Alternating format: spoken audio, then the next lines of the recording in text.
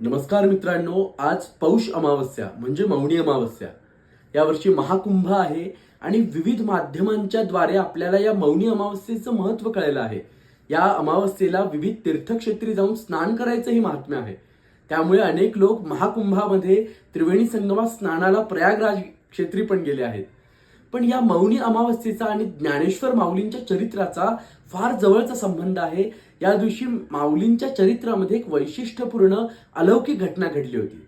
तर ती घटना काय?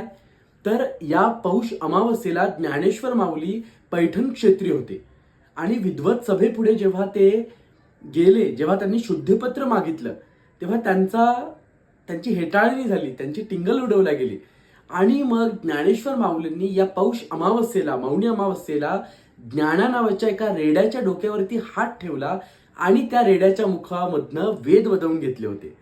ही वेद वदवण्याची जी लीला आहे, जी सर्वांना श्रुत आहे, ती लीला आजच्या पौष अमावस्येला पैठण क्षेत्री गोदावरीच्या काठी घडली होती. तर असा आजच्या दिवसाचा आणि ज्ञानेश्वर माऊलींचा संबंध आहे. अवधूत चिंतन श्री गुरुदेव दत्त, श्री स्वामी समर्थ, रामकृष्ण हरी. नमस्कार.